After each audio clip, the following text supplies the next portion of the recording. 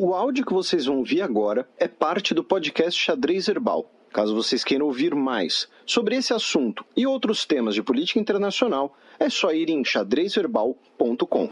Cruzamos a fronteira à Bolívia, onde foi preso, né, o ativista Cesare Battisti, né, ativista, militante, terrorista, criminoso, escritor, poeta. Escolhem aí o que vocês quiserem e poupem a gente de encheção de saco.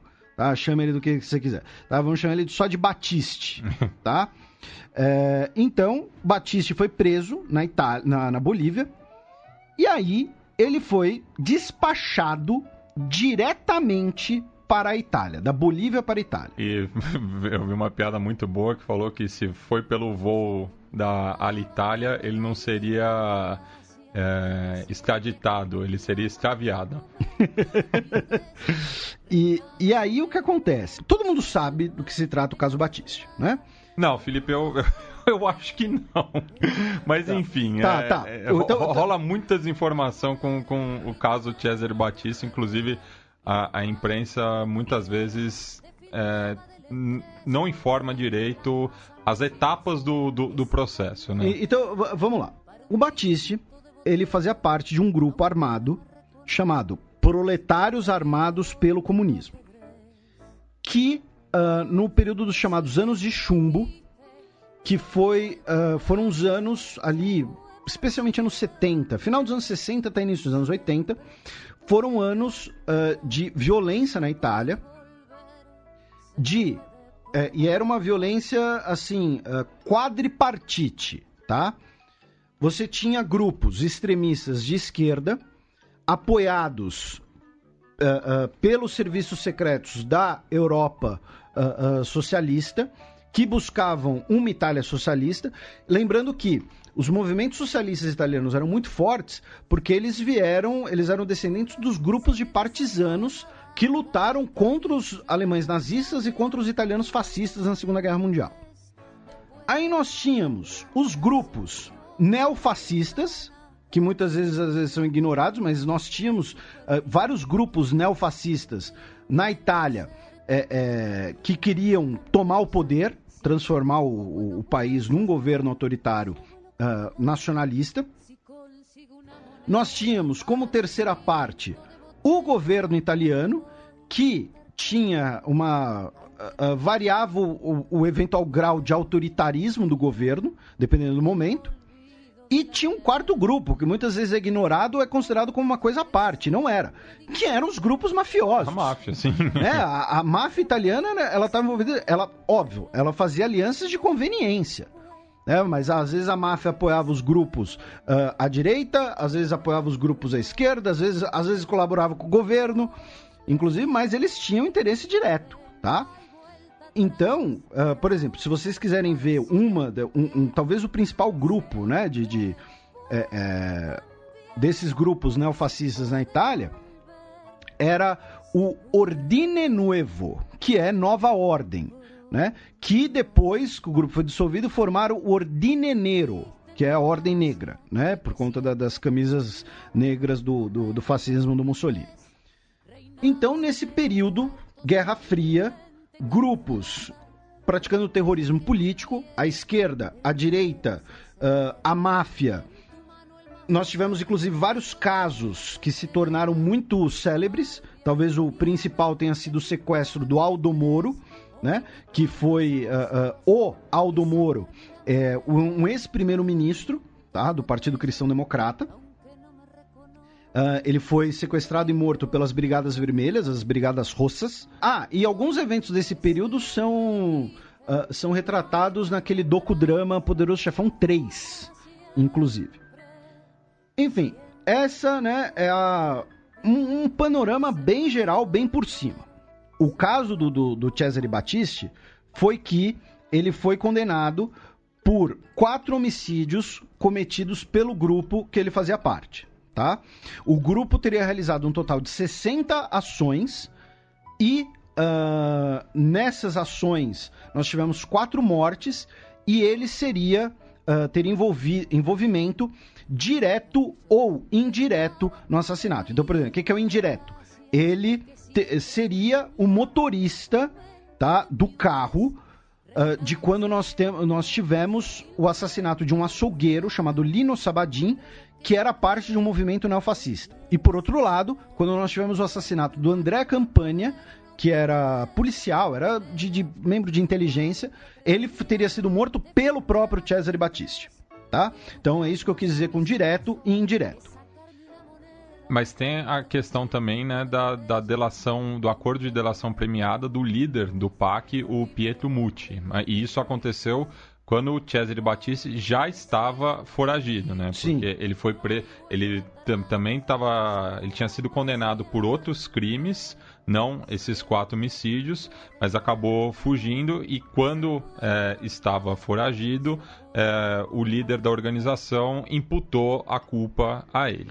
E assim, Por isso que é um caso muito delicado. Sim, assim. E é curioso, né, esses casos italianos, porque, por exemplo, o próprio Sérgio Moro já disse que ele se inspira muito no caso Mãos Limpas, né, Operação Mãos Limpas, que era em relação à corrupção, não teve nada a ver com os anos de chumbo, mas que... Apesar de terem acontecido proximamente... Mas é porque... E ambos trazem essa doutrina do direito italiano em que o testemunho, né, a delação premiada, digamos assim, acaba tendo um valor tão grande quanto provas documentais, enfim, questões processuais, inclusive, que a gente não entende. Isso até pelos códigos de honra das organizações mafiosas, né? Sim. Porque pela omertá, né, a palavra é tudo que o mafioso tem. Então, a coisa mais valiosa que ele tem por organização criminosa é a palavra dele.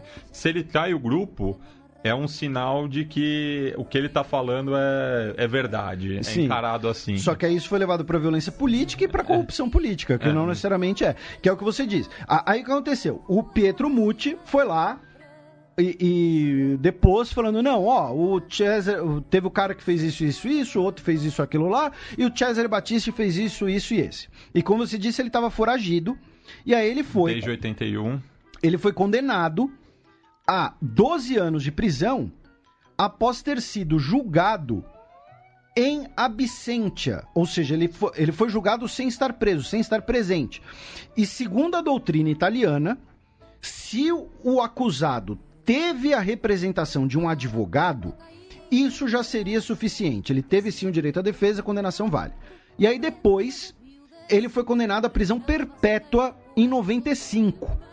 Por conta de ter sido acusado de 4 assassinatos, de envolvimento em 4 assassinatos, 2 diretos, 2 indiretos, e aí prisão perpétua em 95. Porém, ele não estava presente nos seus julgamentos, porque, como você disse, ele estava foragido desde 81, quando ele foi para a França. A França estava acolhendo diversos italianos que eram acusados de crimes de violência política.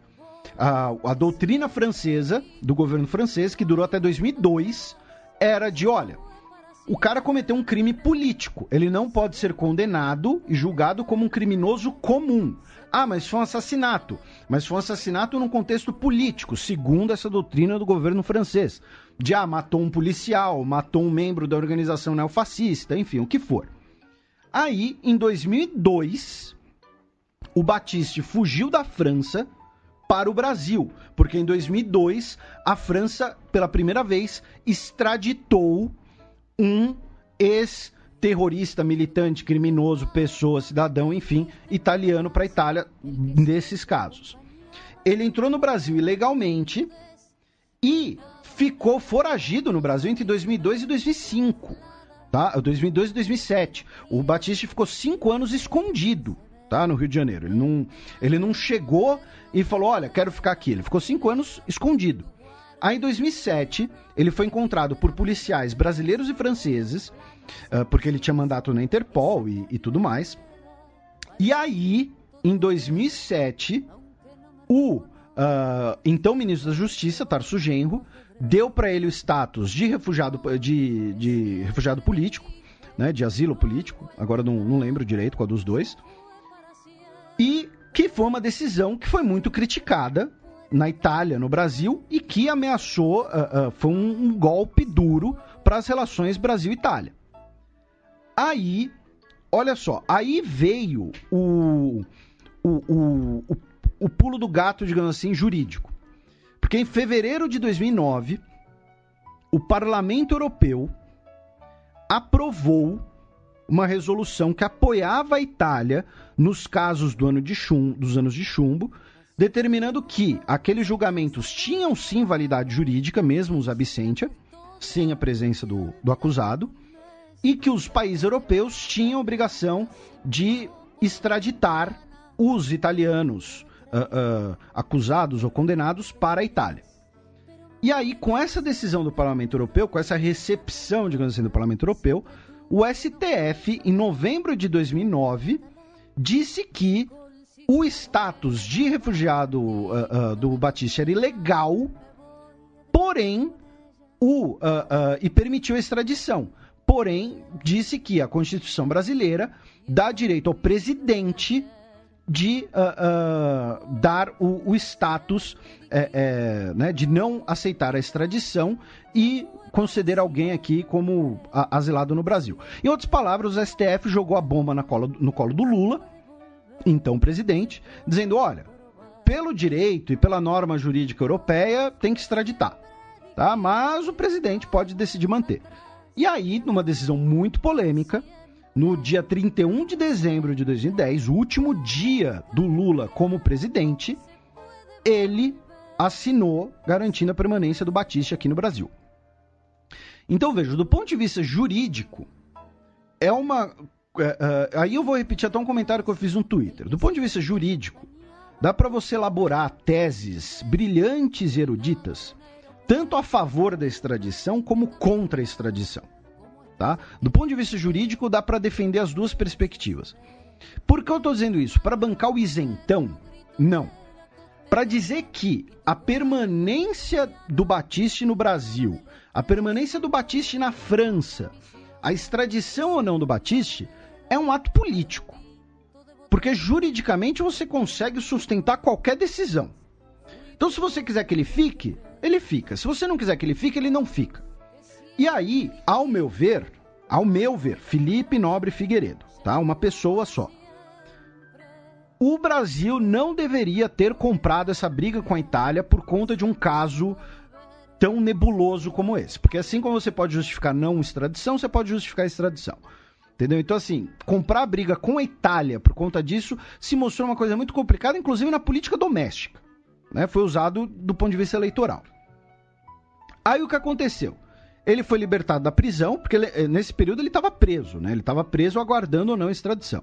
Aí ele foi libertado da prisão, a Itália disse que ia apelar para a CIJ, para a Corte Internacional de Justiça em Haia, que resolve aspectos entre dois países, porque Brasil e Itália têm um acordo de extradição. Não garantiram um visto de permanência do Battisti no Brasil.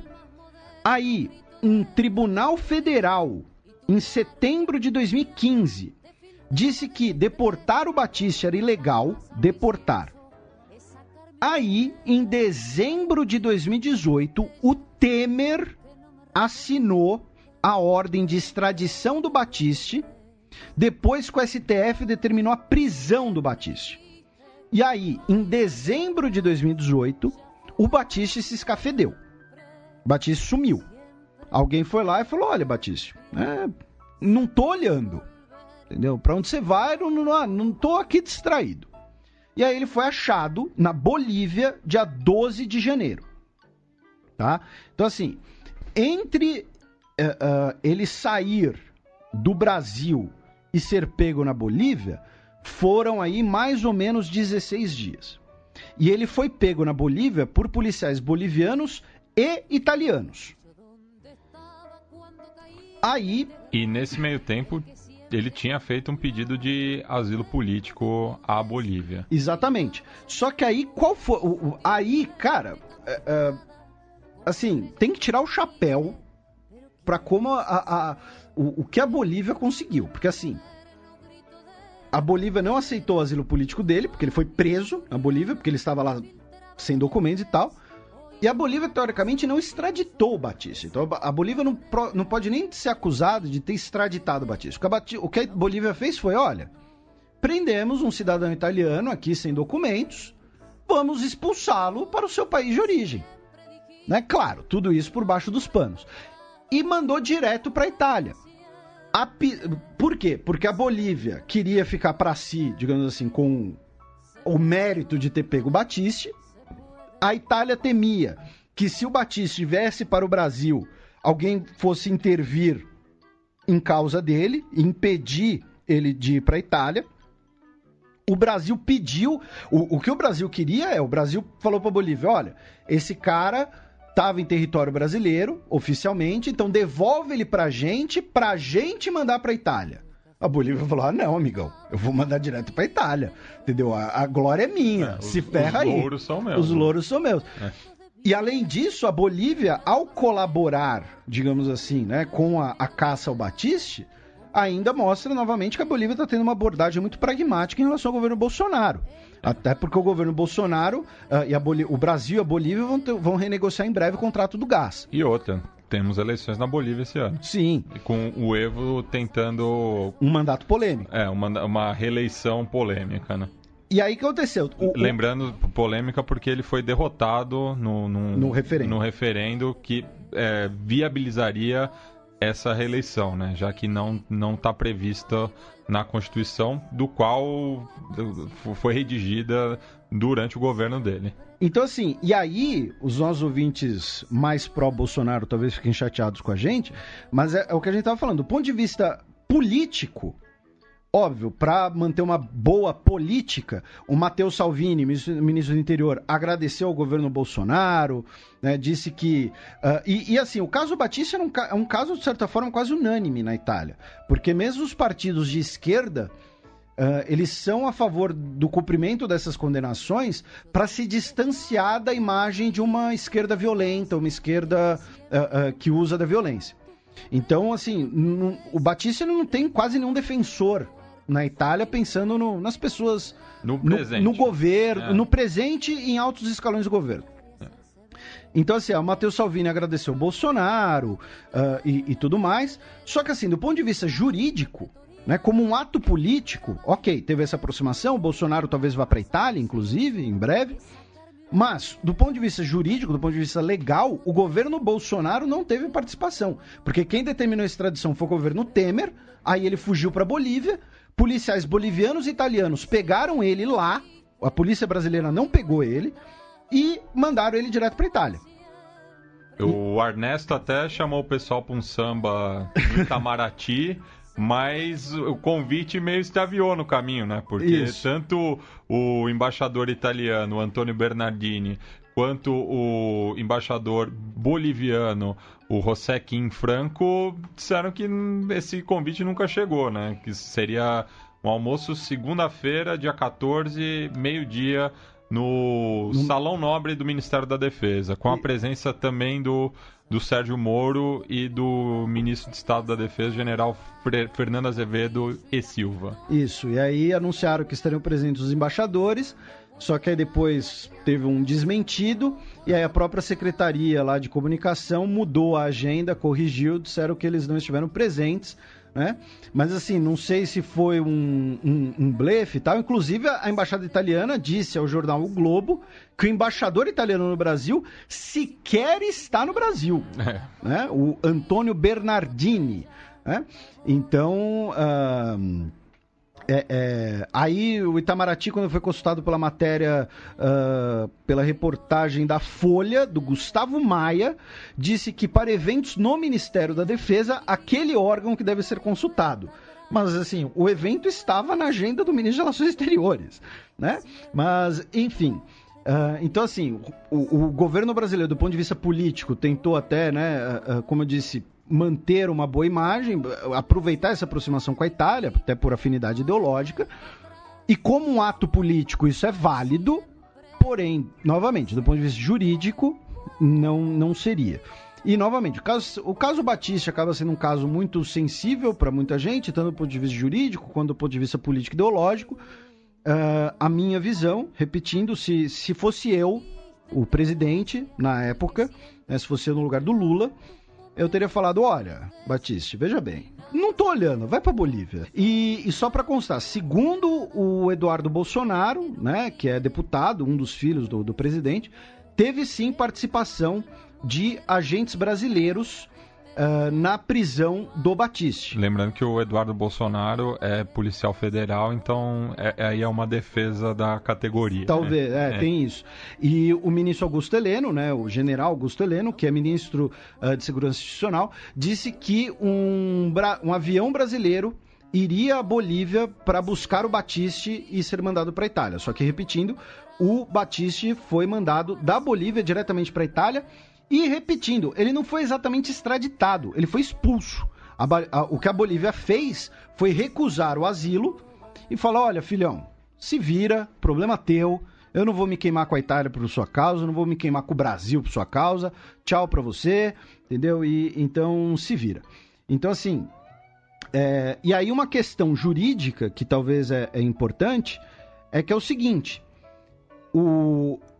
para algumas interpretações, a decisão do Lula, né, tomada no seu último dia de governo, ela não poderia ter sido revista pelo Temer, pelo menos não na canetada. Até porque seria uma devolução, né? Porque se ele teve ali um status de proteção, como proteção de refugiado, quando você dá um status de proteção a alguém, você se compromete a não devolvê-lo para quem está, entre aspas, né? Entre aspas não, né? Para quem está, do ponto de vista jurídico, perseguindo aquela pessoa. O Cesare Battisti se considerava um perseguido, tá? Então, se isso tem aí uma questão jurídica, mas que nós não temos aqui conhecimento para falar. E justamente por isso, já que do ponto de vista jurídico é tão discutível, é tão sensível, polêmico, no final das contas acaba sendo sempre uma decisão política, tá?